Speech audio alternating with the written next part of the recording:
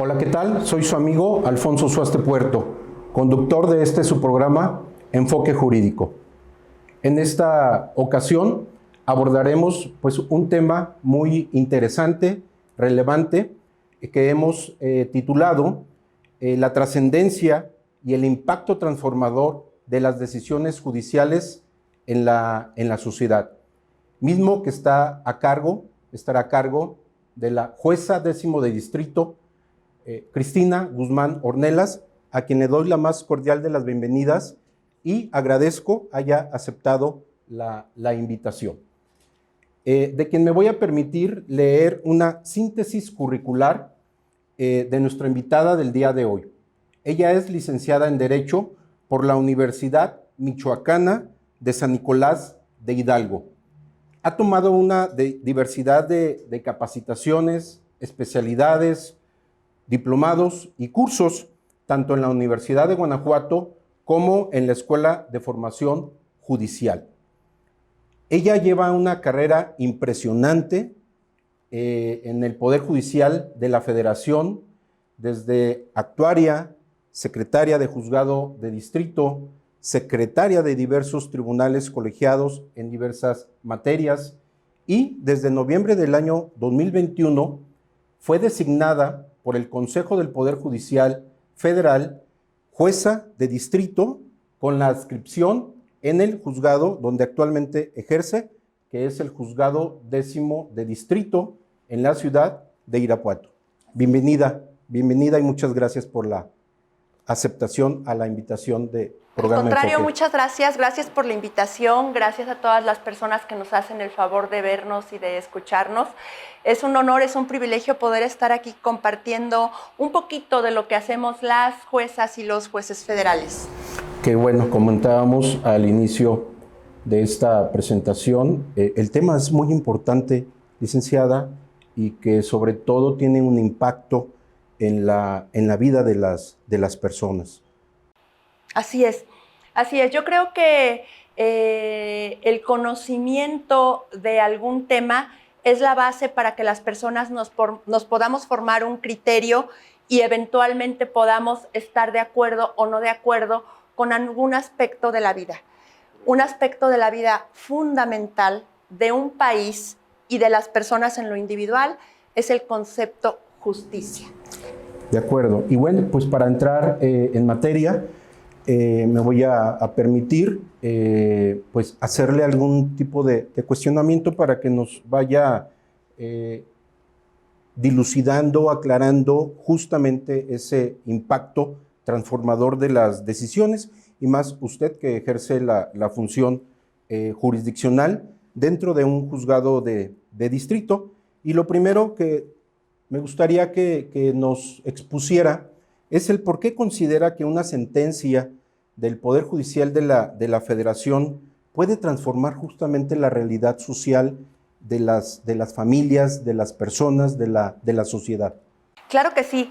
Es un tema interesantísimo. Reitero, agradezco la oportunidad de poder dar mi opinión acerca de este importante tema. Bueno, de entrada, yo creo que lo básico es entender qué hace el Poder Judicial Federal y qué no hace el Poder Judicial Federal.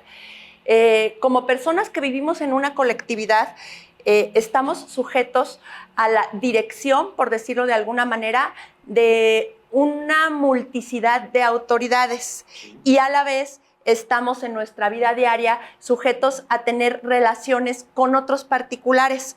En esas relaciones que tenemos con otros particulares o con las autoridades, a veces puede haber desacuerdos y a veces puede haber afectaciones. Un particular puede afectar a otro, por ejemplo, cuando no le paga la renta al dueño de una casa, o cuando, derivado de un accidente vehicular, no se pagan entre ellos los daños, o cuando un matrimonio ya no vive en armonía y entre ellos se ven en la necesidad de dirimir esa situación de conflicto a través de un divorcio, y entonces ahí habrá que decidir con quién se quedan los niños, la pensión alimenticia, etc. Y también hay relaciones de cada uno de nosotros y de cada una de nosotras con las autoridades. Hay autoridades autoridades que nos cobran impuestos.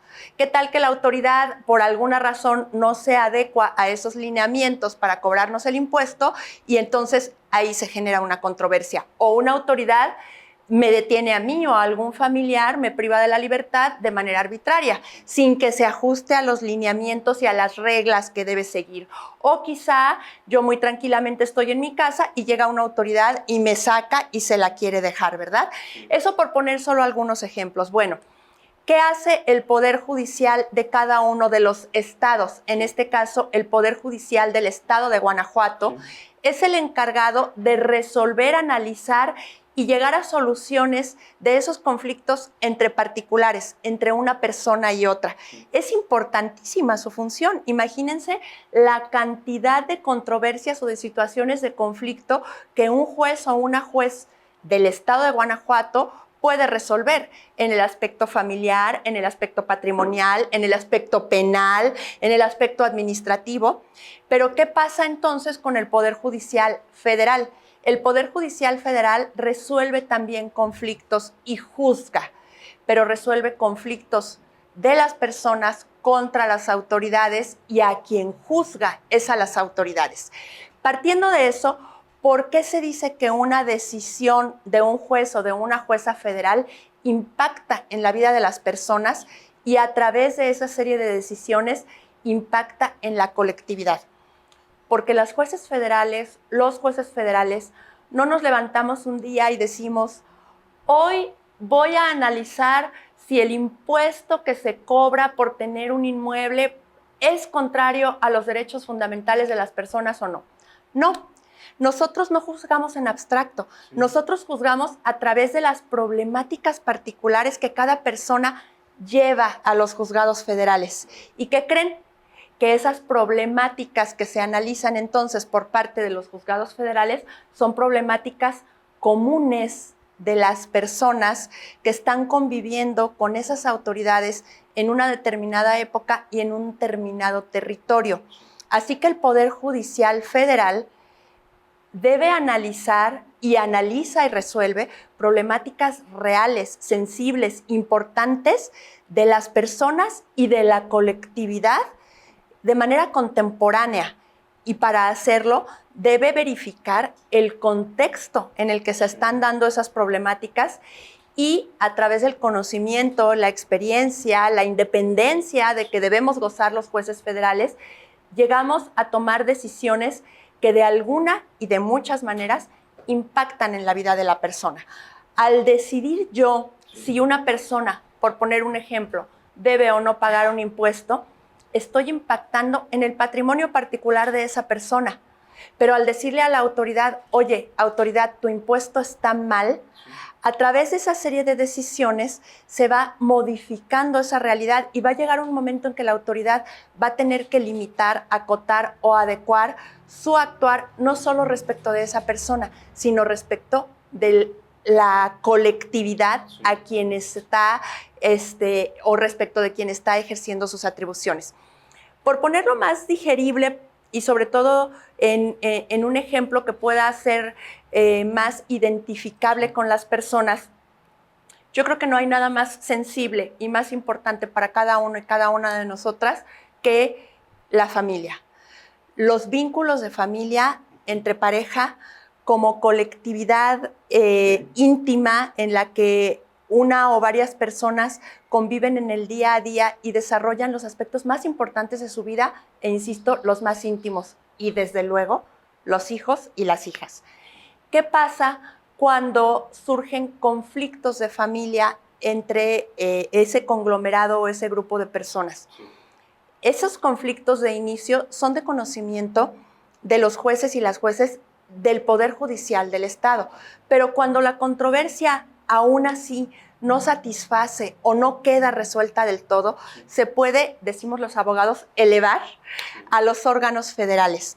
Así que a través de los órganos federales, a través de las decisiones que hemos asumido en el día a día, hemos visibilizado situaciones que por generaciones, por ejemplo, estuvieron invisibilizadas. Quizá mucha gente de nuestro auditorio no lo recuerde, pero hasta hace no mucho tiempo, el trabajo del hogar era un trabajo invisibilizado. Aquel miembro de la pareja, hombre o mujer, pero generalmente la mujer, que se quedaba en casa a atender las labores propias de la casa, de organización, limpieza, administración, pero además al cuidado y crianza de hijos e hijas, e incluso al cuidado de personas adultas mayores, era no trabajo. No sé si lo recordarán, quizá tú y yo, por mi edad, o algunos miembros de nuestro auditorio, pero se decía, ¿y la señora en qué trabaja? No, ella no trabaja, ella está en casa. Sí. Bueno, pues a través de las decisiones del Poder Judicial de la Federación, de sentencias en sentencia, de criterio en criterio, uno se fue visibilizando. ¿Saben qué? El trabajo de la persona que permanece en casa, haciendo todas las actividades que ya les he comentado, es un trabajo.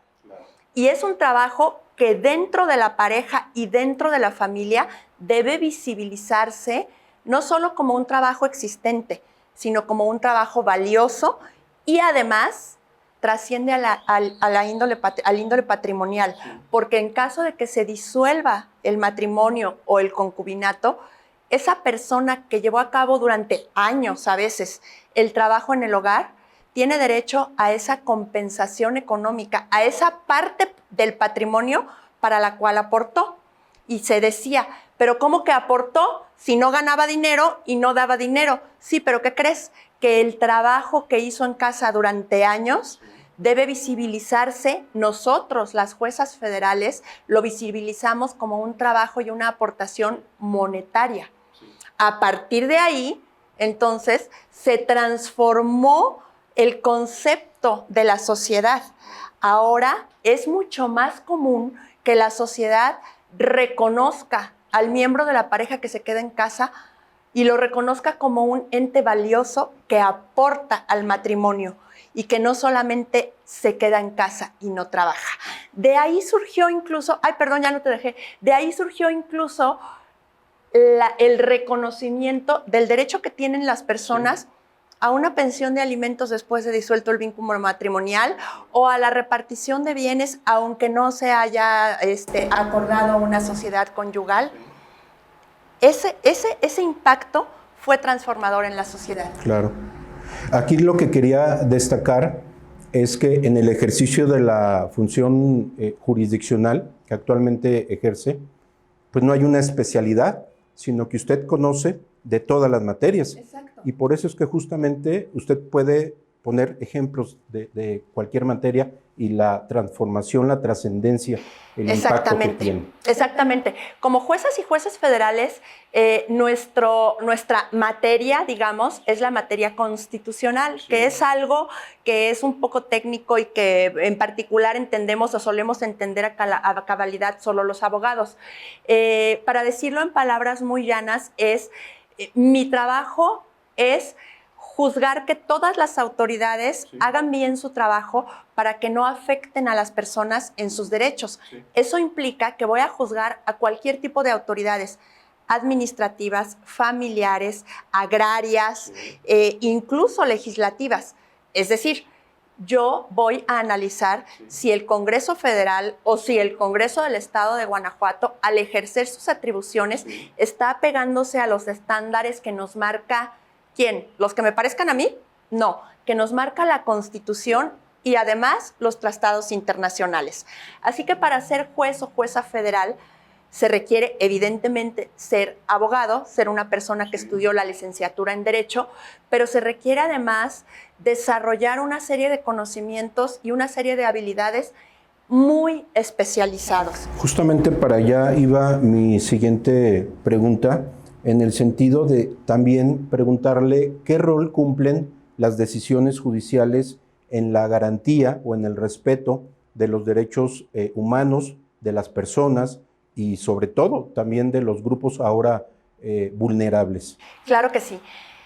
Históricamente en nuestro país y en muchas sociedades, en otros estados, las diferencias económicas, sociales y culturales, desgraciadamente, en la vida real, hace que existan diferentes grupos de personas y no todos los grupos de personas tienen la posibilidad de ejercer sus derechos de la misma manera y de que les sean respetados en el mismo grado o nivel de protección. En nuestro país, por ejemplo, y solo por poner un ejemplo, las comunidades indígenas, las personas que se autoidentifican incluso como personas que pertenecen a ese tipo de grupos, las mujeres, los infantes, los adolescentes, las personas con ciertos grados de discapacidad, que puede ser una discapacidad cognitiva, pero que puede también ser una discapacidad en cuanto a habilidades físicas. Todas esas personas que pertenecen a esos grupos históricamente han ido, por decirlo gráficamente, un pasito atrás de las personas que no tienen esas condiciones o esos obstáculos. Mi trabajo como jueza es, uno, visibilizarlos. Aquello que no se visibiliza no existe, aunque exista. Y si no lo visibilizas, entonces, ¿cómo te vas siquiera a cuestionar la necesidad de que existan leyes, políticas públicas y una impartición de justicia enfocada en la existencia de esas barreras o de esas diferencias y qué se debe hacer para saltarlas o superarlas? ¿Hay alguna metodología, alguna técnica que usted utiliza justamente para hacer esa visibilización de los grupos en estado de vulnerabilidad, licenciado? Hay infinidad de herramientas que son no solo aprendidas en el papel o estudiadas dogmáticamente por las personas juzgadoras federales. Nosotros, yo en particular como jueza federal, tengo 30 años trabajando en el Poder Judicial de la Federación, 31 ya, y a través de esos años de experiencia he adquirido mucho conocimiento jurídico, créanmelo, pero no solamente eso. He sabido cómo desarrollar la habilidad para aplicar ese conocimiento jurídico.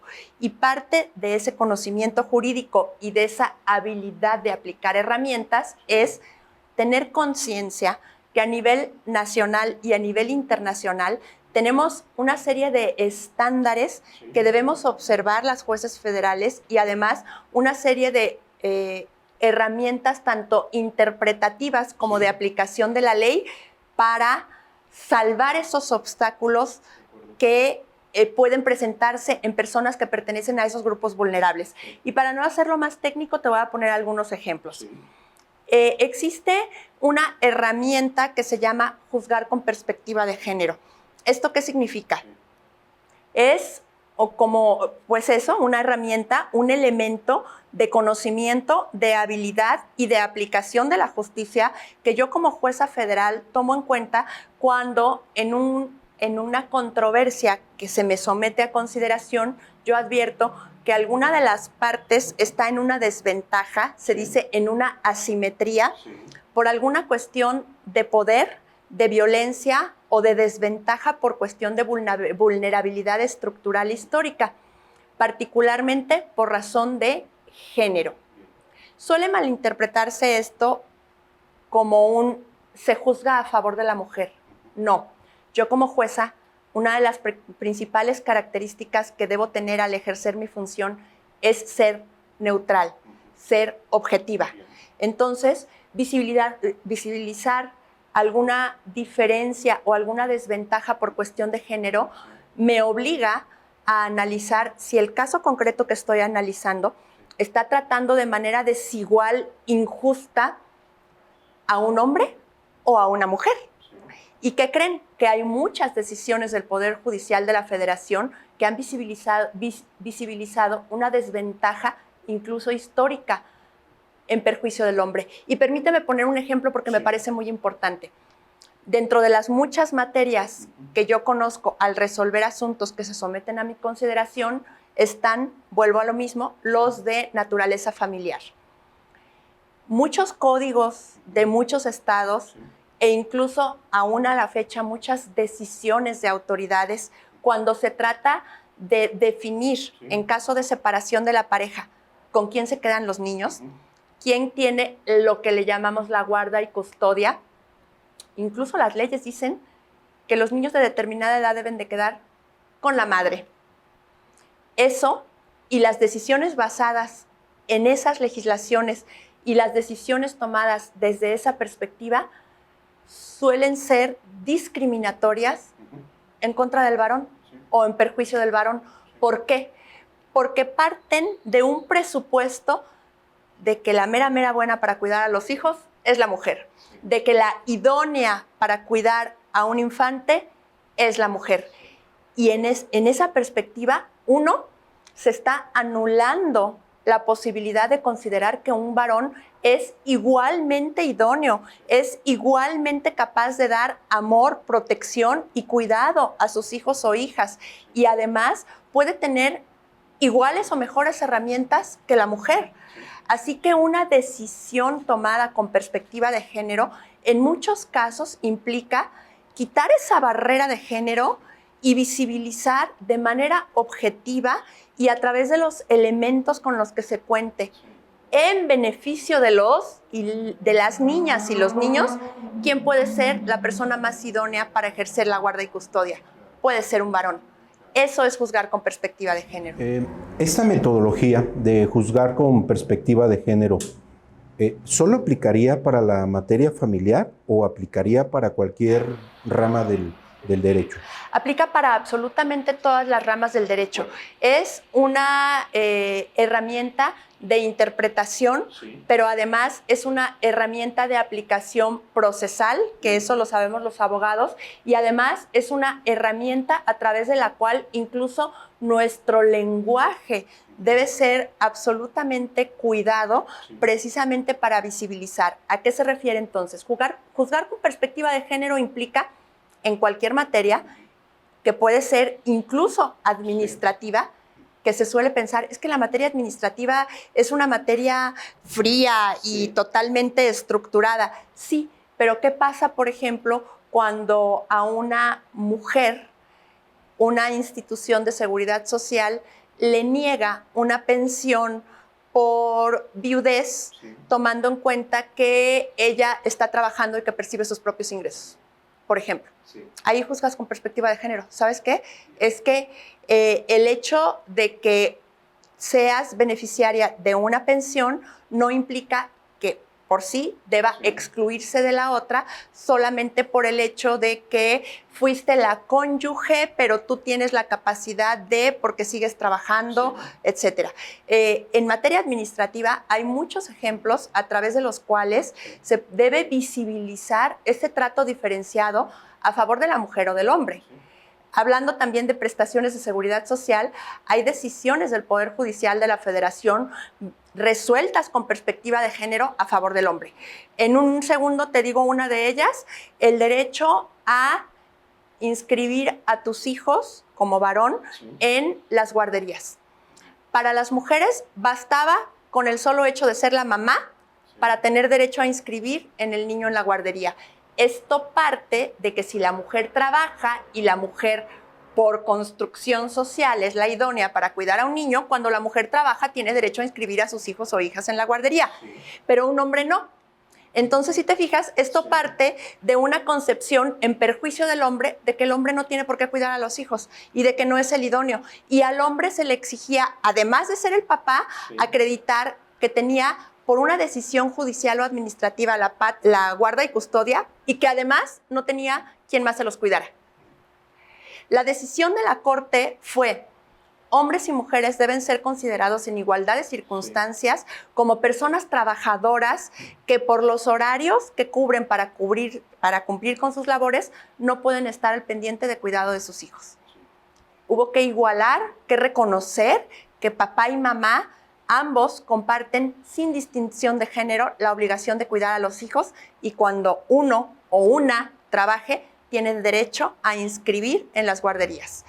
Esas son decisiones tomadas con perspectiva de género en materia administrativa. ¿No? Y vaya que estos ejemplos son muy claros, son muy ilustrativos justamente para evidenciar ese impacto, ¿verdad?, social de las decisiones del Poder Judicial. Porque si te fijas, con esas decisiones, en cada juicio se está protegiendo al papá o la mamá que vino al juicio, pero a final de cuentas se está cambiando la mentalidad de la sociedad.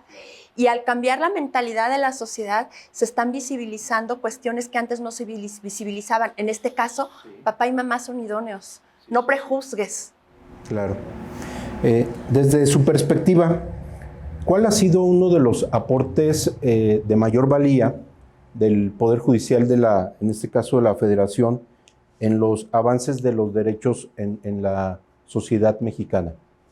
Yo creo que son incontables. Creo que con los ejemplos que hasta ahorita hemos dado, se ha visibilizado que todas las decisiones, absolutamente todas las decisiones del Poder Judicial de la Federación tocan de manera muy importante la vida de las personas y a través de eso tocan la ideología y la forma de convivir en colectividad.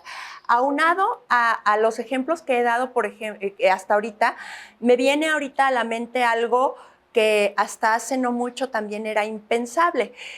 Tú como abogado sabes lo que es el estado de interdicción, pero quizá las personas que nos están escuchando no lo comprendan muy bien. El estado de interdicción no es otra cosa más que un juez dice que una persona por su capacidad afectada cognitivamente no puede actuar por sí solo y que entonces otra persona, que se llama tutor, debe tomar todas las decisiones. El Poder Judicial de la Federación visibilizó que la discapacidad no está en la persona, está en la manera como la sociedad vemos a esa persona. Tanto la capacidad cognitiva como la discapacidad en cuestiones físicas, incluyendo la movilidad. No es que la persona tenga esa discapacidad. La discapacidad es de nosotros como sociedad para no verlo como un ser humano valioso que necesita que como sociedad le alleguemos de situaciones necesarias e idóneas para integrarse en igualdad de condiciones. No, interesante ejemplo que nos pone para destacar justamente este avance de los derechos de la sociedad. Y bueno, preguntarle ya para ir cerrando nuestro programa, ¿cómo visualiza el papel del Poder Judicial en la construcción de una sociedad más equitativa, más justa en estos próximos años? Pues a mí me gustaría visualizarlo en un proceso de continuar fortaleciéndose bajo la visión que siempre nos ha caracterizado, que es proteger a las personas en lo individual para lograr la sana y armónica convivencia como colectividad en beneficio de todos. Sin embargo, creo que eso requiere de jueces y juezas, magistrados, magistradas, que tengan ese conocimiento, que tengan esa experiencia, que tengan esa formación que solamente dan los años de ejercicio profesional en esta función especializada. La justicia federal no se improvisa, no es de llegar a sentarte en la silla de un juez federal y de aquí en adelante juzgar a tu prójimo y juzgar a las autoridades. Requiere ciertamente conocimiento jurídico, pero requiere todo un bagaje de muchas otras cosas que solo se adquieren a través de lo que conocíamos hasta hace poco como la carrera judicial. Quienes estamos actualmente ejerciendo el cargo de juezas y jueces somos abogados, pero tenemos años de experiencia judicial especializada y sobre todo somos independientes y somos éticos y honestos. La función de un juez no puede estar sometida a otro tipo de influencias ni de decisiones. Dejarías de ser un juez. Claro. Y bueno, usted desde luego tiene todas las herramientas, el conocimiento, la experiencia, los años de servicio, emanar de una carrera judicial. Sabemos que está participando en este proceso de elección judicial. ¿Pudiera compartirnos información para nuestra audiencia? Creo que esta pregunta se enlaza muy bien con la anterior, porque ¿por qué estoy participando? Precisamente porque quiero un poder judicial fuerte, quiero un poder judicial independiente, quiero que siga existiendo jueces y juezas que no le deban a nadie nada y que puedan tomar sus decisiones única y exclusivamente basados en el derecho y en la protección a los derechos de las personas. Para que eso pueda ser posible, es necesario que ojalá quienes ya somos jueces, quienes pasamos por todo este camino para llegar a tener toda esta experiencia, todo este conocimiento, y yo diría, si me lo permites, toda esta madurez, podamos seguir desempeñándonos como jueces. Por eso decidí no renunciar ante este proceso de reforma judicial, y por eso decidí permanecer en el cargo para que, si la sociedad me lo permite, yo siga haciendo lo único que sé hacer, que es impartir justicia independiente. Así que, por el solo hecho de no haber renunciado y ser ya jueza, porque ya soy jueza, voy a aparecer en una boleta de color amarillo. Van a repartir, creo que aquí en el estado de Guanajuato, 6 boletas de distintos colores. La que corresponde a juezas y jueces federales es una boleta de color amarillo. Yo voy a aparecer en una boleta de color amarillo con mi nombre, Cristina Guzmán Ornelas, y un número, que soy la número 1. Ese número me pusieron. Soy la número 1. No se nos va a olvidar. No, muchas gracias. Y voy a aparecer en la boleta que se va a distribuir en los municipios de la parte norte del estado de Guanajuato. Es decir, desde el municipio de Guanajuato, incluyendo desde luego Guanajuato capital, León, San Francisco del Rincón, Manuel Doblado, Purísima del Rincón, Atarjea, todos los municipios que van hasta el estado de Jalisco. De acuerdo. No, pues quienes integramos el programa Enfoque Jurídico le auguramos el mayor de los éxitos, esperando que resulte con el voto, ¿verdad? Y gane justamente esta elección. Muchas gracias, muchas gracias. La intención es solamente seguir fortaleciendo al país y que al final podamos tener un poder judicial fuerte, autónomo y que siga trabajando en beneficio de las personas. No, pues todo el éxito. Muchas y bueno, gracias. Agradezco desde luego el estar aquí en su programa. Gracias. Queda abierta la invitación para cuando usted guste Aquí acompañarnos estaremos, nuevamente. Y bueno, despedirme de ustedes, amable audiencia, esperando nos acompañen en la próxima edición de su programa Enfoque Jurídico. Hasta pronto. Gracias. Muchas gracias. Hasta luego.